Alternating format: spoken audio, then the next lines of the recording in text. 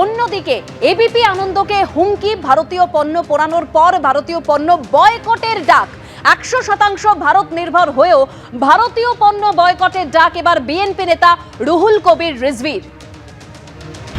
আমরা নিজেদের উৎপাদিত এই যেখানে অনেক শ্রমিক দাঁড়িয়ে আছেন, তারা যে শ্রম দিয়ে উৎপাদন করে, আমাদের ব্যবসায়ী, আমাদের যে সমস্ত কাপড়ের দোকান, আমাদের যে সমস্ত পণ্যের দোকান, টুথব্রাশ, সাবান, তারপরে নারিকেল তেল, সরিষার তেল, আমাদের দেশের বিল মালিকরা যেটা উৎপাদন করে আমরা সেটাই বিক্রি করব।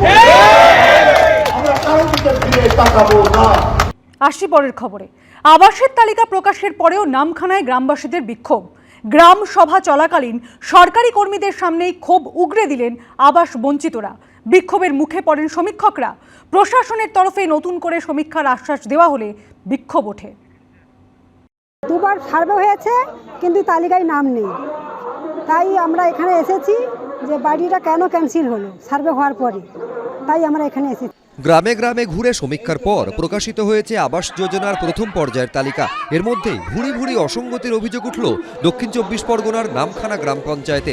অভিযোগ, সরকারি কর্মীদের সমীক্ষার পরেও তালিকা থেকে বাদ পড়েছেন যোগ্য প্রাপকরা। আবাস তালিকা অনুমোদনের জন্য বুধবার গ্রামসভা ডাকা হয়। তালিকা দেখেই ক্ষোভে ফেটে পড়েন গ্রামবাসীদের একাংশ। বিক্ষোভের মুখে পড়েন সমীক্ষকেরা। যে লিস্টগুলো টাঙানো হয়েছে সেগুলো আমরা দেখলাম প্রত্যেক পঞ্চায়েত সদস্য তারা যাদের একতলা দুতলা করে বাড়ি আছে, পাকা বাড়ি আছে, তাদের নামগুলো রেখেছে। যারা গরিব মানুষ, যারা পাওয়ার যোগ্য, তাদের নামগুলো কেটে দিয়েছে। কেউ বিজেপি করে, কেউ সিপিএম করে, তার জন্য তাদের নামটা কেটে বাদ দিয়ে দিয়েছে। যার মাটির বাড়ি সে পাচ্ছে না, যার 3 তলা পাকা সে পাচ্ছে। আমাদের খেটে খাওয়া মানুষ, আমাদের নেই। বড় বড় পাকা আলাদের হচ্ছে, যে 3 তলা পাকা যা সে পাবে, আর যে নাই সে কিছু পাবে না।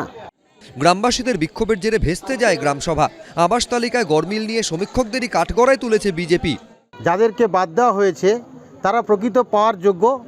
যারা সার্ভেয়ার গেছিল, তারা দলগতভাবে যারা তাদের দল করে, যারা বিশেষ করে তৃণমূলটা করে, তাদেরকে তারা অ্যাকসেপ্ট বেশিরভাগ করিয়েছে, এবং যারা মূলত বিরোধী দল করে তাদেরকে তারা উদ্দেশ্য প্রণোদিতভাবে কেটে দিয়েছে। ভোটারদের আবেদন 2420 মধ্যে যে 1661 যে এলিজিবল মানে সম্ভাব্য যোগ্য তালিকায় রয়েছে, তাদের আবেদন যে এর মধ্যে অনেক পাকা বাড়ি, ছাদওয়ালা পাকা বাড়ি রয়েছে, সেগুলো ক্যান্সেল করতে হবে। সেগুলো নিশ্চয়ই পুনর্বিবেচনা করে সিদ্ধান্ত গ্রহণ করা হবে। কাকদ্বীপের মহকুমা শাসকের দফতরে নামখানার আবাস তালিকা ফের পরীক্ষার আশ্বাস দেওয়ায় বিক্ষোভ ওঠে।